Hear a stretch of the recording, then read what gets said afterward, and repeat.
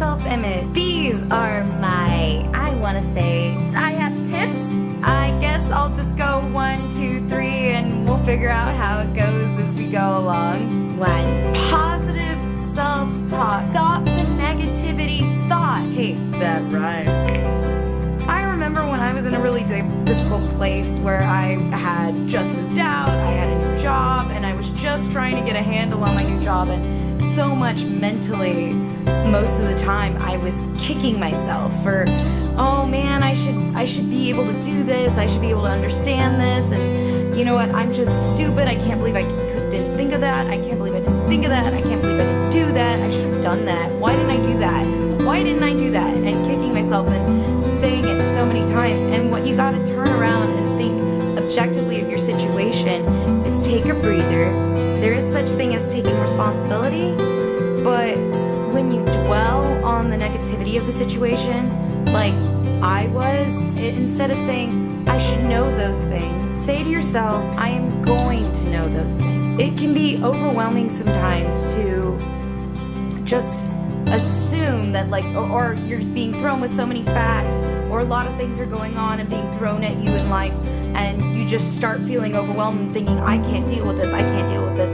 And that's when you remember to breathe, and you take a deep breath, let yourself know, you just take it a step at a time, and you say to yourself, I will learn. So when it comes to like say a new job or a new project or trying something new in general, just taking that deep breath and realizing, you know, like, I'm a beginner at this, so I need to have patience with myself. Don't compare yourself to other people. This, I'm gonna be kind of going towards a little bit more towards body image with self-image, as opposed to self-image a little bit more, is that your body type is going to be different. Magazines have Photoshop airbrushed bodies and skin. So no matter what you're gonna see in magazines, just know and realize that you can't compare yourself to something that's been photoshopped, because in reality, it doesn't exist. So that kind of like leads to another one of my tips, tip 3. Don't expect perfection out of yourself. This is not me telling you just get sloppy and just like, I don't know, don't even try.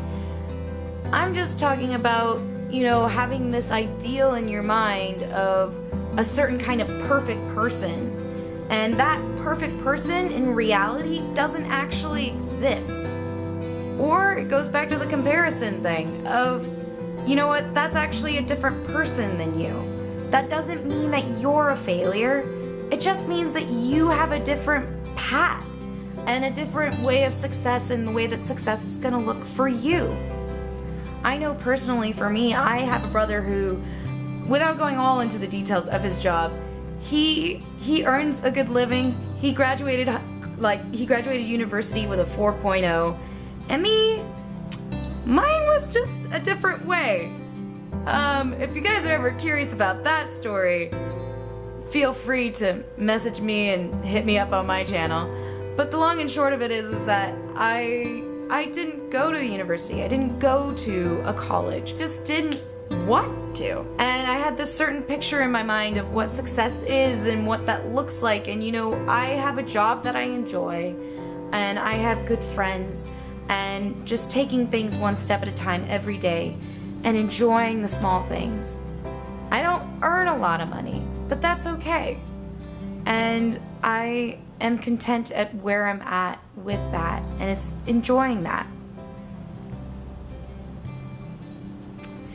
3, exercise. I stress this so much because this is tips from people, from friends of mine that have dealt with anxiety, that it helps them a lot when they exercise.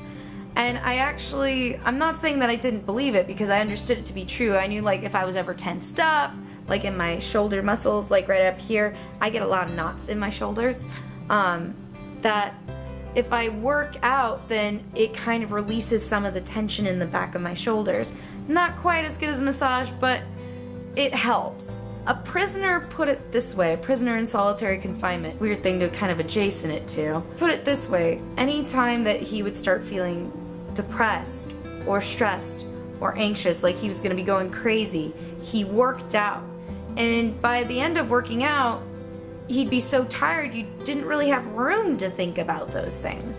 So that's why I would recommend exercise. Do things that you enjoy, the small things. I just recently realized too, okay, this is about kind of like art and music, like enjoy, you know, these things. Enjoy stuff. Go and enjoy the stuff that you enjoy. As that I kind of came to this conclusion of somebody else might not like that said artist that I'm in love with, but that's okay. I don't have to stop listening to that artist. I don't have to prove to that other person that, oh yeah, they're not that great. It's more of like, well, maybe they're just not for you, but I like them, and that's okay. Also, celebrities that don't get along, it's okay if you like them individually. Just because they don't like each other doesn't mean that you can't like them. But there are some artists that don't get along that, guess what? I like them both. In my mind, I like them both, and that's okay. Thank you to you guys. Shout out to you guys, and all the positive vibes be going to you.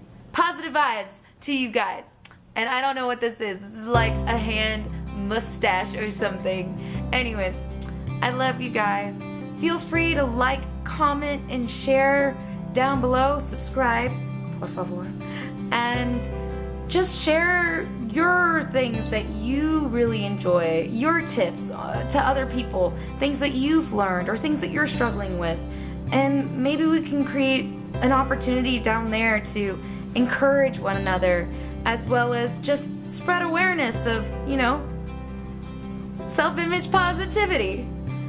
Alright, well, I will see you guys next week, and I hope that you guys have a wonderful week. And if not, hug. And if you're having a good week, hug. I love you guys. Bye.